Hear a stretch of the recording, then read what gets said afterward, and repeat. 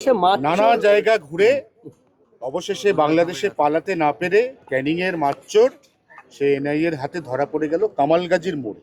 না ওই চিংড়িহাট।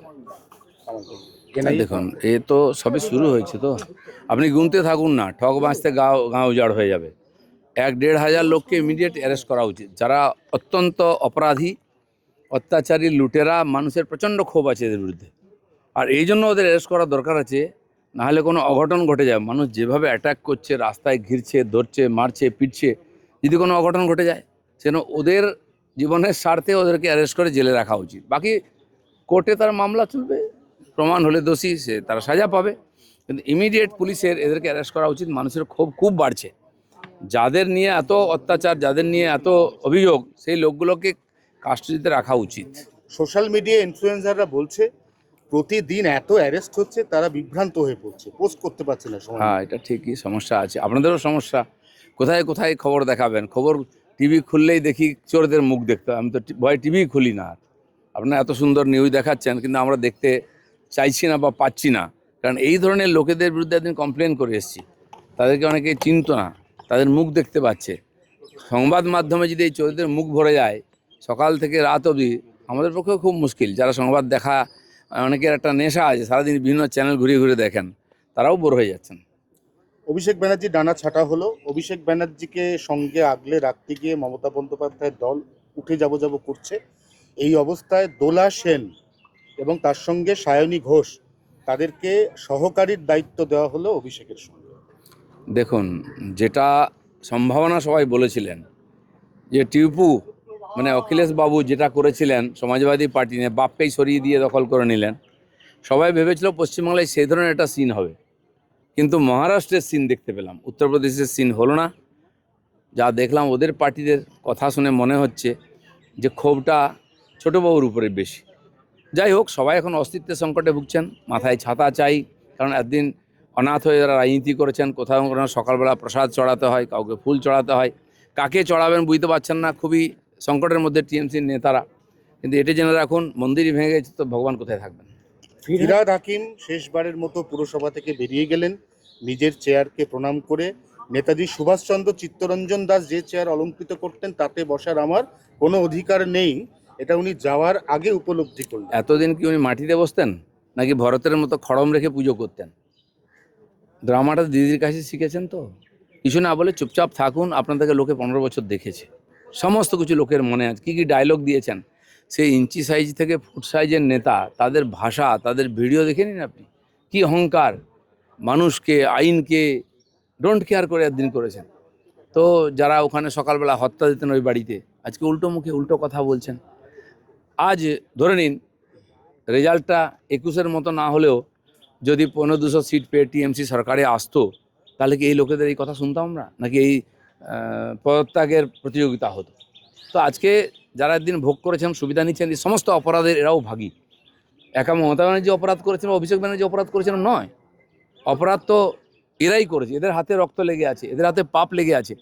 কেন সবাইকে একই দৃষ্টিতে দেখতে হবে। অন্যায় যে করে আর অন্যায় যে সহে যেমন না, সেরকম অন্যায় যে দেখে আর অন্যায় যে করে, দুটোই সমান দোষী, সবাইকে সমান সাজা দেওয়া উচিত।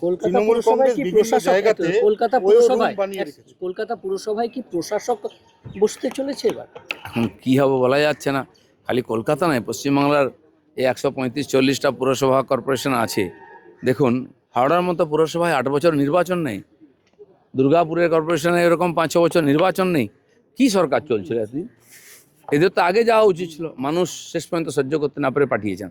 সেজন্য আমার যেটা মনে হচ্ছে সবই পরিষ্কার হবে, আগামী নভেম্বরের দিকে হয়তো সমস্ত পুরসভার নির্বাচনও হতে পারে। ক্লাবে ক্লাবে বিভিন্ন জায়গায়, কলেজের ভেতরে তৃণমূল কংগ্রেসের নেতারা দারুণ দারুণ ঘর বানিয়েছেন, এসি ঘর, নরম বিছানা, দামি বাথরুম। আপনাকে আমি তথ্য দিই, হসপিটালের মধ্যে শাড়ির দোকান তৈরি হয়েছে, তারপরে ওখানে স্পা তৈরি হয়েছে। এই যে কালচারটা, পয়সা লুটো, খাও, ফুর্তি করো, ক্লাবের ভিতর থেকে টাকা, ইউনিয়ন রুম থেকে কাঁড়ি কাঁড়ি টাকা পাওয়া যাচ্ছে, মদের বোতল পাওয়া যাচ্ছে ক্লাবের ভিতর থেকে, পাবলিককে উদ্ধার করছে। যে জানে, পুলিশ কিন্তু এখনো হাত লাগাচ্ছে না। কিসের প্রভু ভক্তি জানি না, প্রভুর বিদায় হয়ে গেছে, ভক্তি যায়নি। পুলিশকে আরও সক্রিয় হতে হবে, নাহলে পুলিশকেও লোকে একই দৃষ্টিতে থাকবে, তাদের সঙ্গেও একই রকম ব্যবহার করতে পারে লোকে। জয়প্রকাশ মজুমদার পুলিশের গাড়ি থেকে নামতে চাইছেন না, পুলিশ বোঝাচ্ছে আপনি দাদা নামুন, আপনাকে কোর্টে নিয়ে যাব।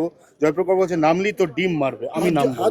হাত জোর করে পুলিশকে বলছে আমার নামাবেন না, নামালে ডিম মারবে। আর টিএমসির নেতারা এখন কাঁচা ডিম খাচ্ছেন, সেদ্ধ করারও সময় নেই। এই ধরনের লোকেরা কী ধরনের স্টেটমেন্ট দিত আপনারা দেখেন। মানুষকে এত বোকা ভাবেন এরা, যে হচ্ছে যা ইচ্ছা করুক উপর দিয়ে মারিয়ে চলে যাব, দিনের পর দিন মানুষ কিছু করবে না। ভারতের গণতন্ত্র আর ভারতের জনগণ কত সজাগ সেটা মানুষ দেখিয়ে দিয়েছে। বাকি যাদের যেখানে যাওয়ার নিশ্চয়ই যাবে, সেটা আইন নিয়ে যাবে। দাদা 1 মাস হয়ে গেল, এখনো মন্ত্রিসভা হয়েছে, কিন্তু দায়িত্ব বন্টন কবে হবে? সবাই 1 মাস কোথায় হলো? প্রথম শপথ নিয়ে আমরা 9 তারিখ, তারপরে চলছে। সরকার তো কাজ করছে, মন্ত্রিসভা হলে কি 43 জন হবে, কি 33 জন হবে, কি কতজন হবে সেটা তো নির্ভর করছে।